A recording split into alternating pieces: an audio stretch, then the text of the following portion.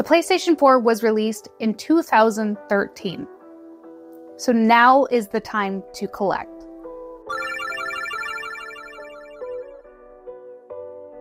The prices are like absurdly low for the PlayStation 4.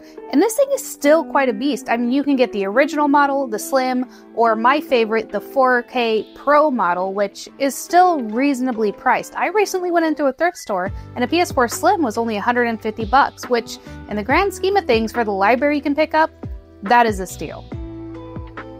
You can also get them at like GameStop. I think they're like refurbished, and I think they're somewhere like a little bit less than $200. And the used market is very similar, so you can get yourself a PS4 and now's the best time. The same thing that's happening to the Xbox 360, I think is going to happen to the PS4. Games are already starting to become delisted and causing insane spikes in games. Take Deadpool, for example. I got this game for like $14 when I first got my PS4, and this game now is running like $150 to $200. It got delisted, and probably because of the popularity of the Wolverine and Deadpool movies, this game has exploded in price. And I'm suspicious that the market for the PS4 is going to start spiking, only because apparently the PS5 is already towards the end of its life cycle, which seems really short to me. In my opinion, the PS4 is really when PlayStation took off. With the variety in their library, the originals that they're releasing, the exclusives to the console, I really think the PS4 is really shines. I mean, think about it. You've got the God of War series, which was on other stuff, but it's really took off with the PS4. Horizon Zero Dawn. A lot of the Yakuza games getting ported over. There's so many titles that are just smash hits on the PS4, and what's crazy is a lot of these things are literally only $10 to $15. One of my must-play games, if I made a list of games you have to play in your lifetime, according to me, Spiderman would definitely be on there. And you can get Spiderman the remastered edition. A lot of PS4 games have free PS5 upgrades to them, so you can literally buy the cheap PS4 copy and then upgrade to the PS5 copy of it for free. Some other really cool titles that if you haven't picked them up, I would definitely get on it. Dragon Quest XI.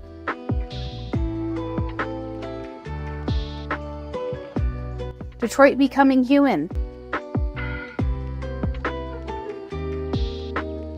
Horizon Zero Dawn, like I mentioned earlier. If you missed out on those AAA titles because you were playing other stuff or you just didn't think to pick it up, now's a great time.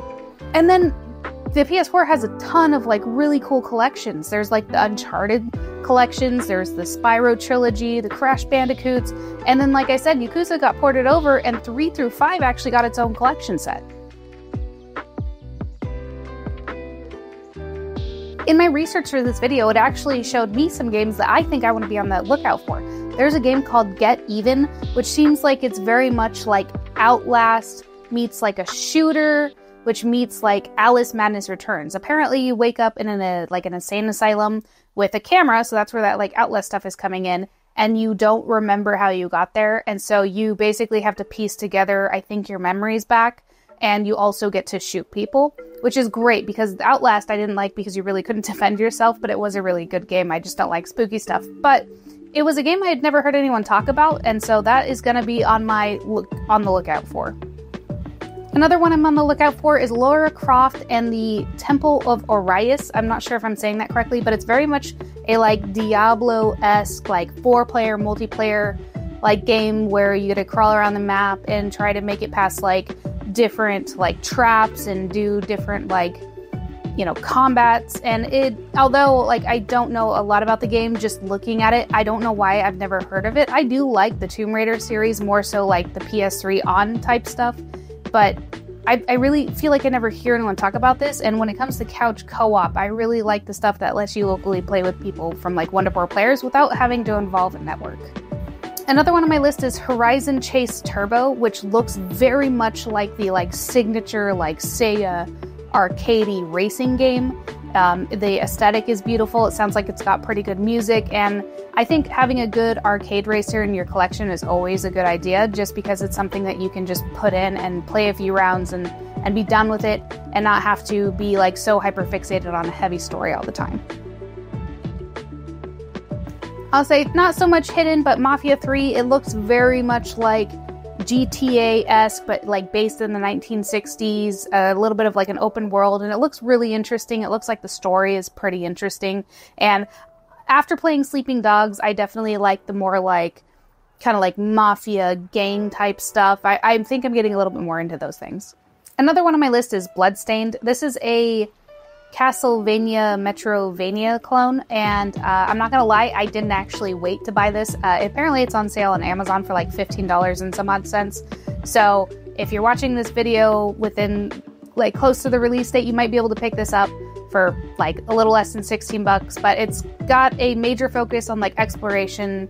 It's got a lot of combat variety, and the visuals just look really awesome. And so if you like Metrovanias at all, this has been recommended numerous times. I got this one from RNG Gamer's video, which I'll try to link in the description down below. The PS4 was also known for amazing indie titles. There was Hollow Knight, Shovel Knight, Little Nightmares, which again, I don't like creepy stuff, so I didn't really play that. If you don't sleep on the PSVR, I know the quality isn't the same as like the second one or like maybe even the Oculus, but the PSVR one is cheap. You can get it for like I think 80 bucks off GameStop, but it's also pretty cheap secondhand. I would be a little wary about doing that just because some people don't treat their stuff very well, but like Moss for the PSVR, I know Jen from Retro Rivals will agree with me on this, but that game was a hidden gem like through and through, and that is a great game. But you know, also there's Beat Saber, one of my all-time favorite like VR type like games to play, makes you feel like a freaking Jedi. And then, you know, there's Rick and Morty, there's a Star Wars game. Like the PS4 has plenty of titles. Now, if it makes you sick, then don't worry about it, but don't sleep on the VR. And then couch co-op, of course. Overcooked, you know, I haven't played it quite yet, but I have it. I'm going to try to do that a little bit later. There's Sackboy, which is one of the staples of like the PlayStation stuff, which you don't really see as much anymore. I might be mispronouncing this, but I think it's Trine. It's 1 through 5. So you can get the 1 through 4 collection on the PS4 or the 5th one. And that one is also a good couch co-op. And then one that I recently picked up and I broke one of my rules because I think it's digital only, I couldn't find anything, is How to Escape. And the premise of this game is that one of you is on the system and you are trapped in like a train and you have to try to get out. Whereas the other person, I believe, is in a different room or a different space with a cell phone. And basically they have to describe to each other what they're seeing to be able to get out of like the escape room. So I'm really excited to try that out and maybe talk about that on the channel later.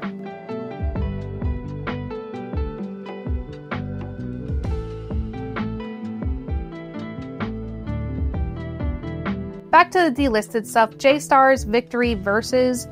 Not too expensive yet, it's about 30 bucks. And then there's Godzilla, which that game has gone completely insane. I think it's like $200. The Amazing Spider-Man 2, still reasonable. You can get it for about like 50. And then Transformers Devastation. It seems like a lot of those like superhero stuff, that's the stuff that seems to be going up, but that one's like 60. But keep an eye out for the delisted games, because if you want to build up your PS4 collection, or if there's a title that you know you're going to want to add to your collection, I would be paying attention to that now, because I really think that those prices are going to skyrocket. Also, remakes. The PS4 had so many remakes. I mean, Final Fantasy VII obviously being like the one that came out, but you know, there was Resident Evil 2, apparently one of the best Resident Evils, and they like completely flipped it over and did this like whole like remake that just blew people out of the water. LA Noire got one, which again, another gangster game, so I might want to try that out. And then, of course, Shadow of the Colossus, one of the best like PS2 games that were available. I mean, there's so many choices on the PlayStation. I mean, there's over like easily 3,000 titles for the PS4 that you can collect physically. Be careful though when you're looking for those PS4 titles. Do your research and make sure that the full game is on the disc, because if you are a collector and you want to play this game way later on in life, you've got to make sure that it's completely on the disc. If I remember correctly, Tony Hawk Pro Skater 5, only the very beginning of the game is on the disc and the rest is a download. So unless you're planning on having a big external hard drive that you are hoping will not die, do your research.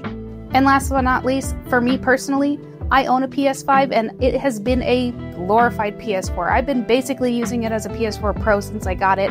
I own maybe like 4 or 5 PS5 games and I think I've played like 2 of them. I am constantly playing PS4 games, and again, reminder that you can get a PS5 upgrade. Sometimes there's a little bit of a charge and sometimes it's free. If it's not free, I just play my PS4 version and it still looks amazing. And honestly, I do think it plays most of my games better than the Slim, minus Sleeping Dogs, because it crashed all the time on the PS5. So if you're going to play Sleeping Dogs and you have a PS4, I'd recommend you stick with that. But those are some of the reasons I think you should be collecting for the PS4 right now. I think the prices are really low. I think the delisting is already happening. It is. And I think that if you want to build up your PS4 collection, just do your research and start adding it to your collection. But thank you guys so much for watching, and don't forget, there's a pixelated world waiting out there for you. And if you made it to this part of the video, you might either really like my stuff or you're already asleep.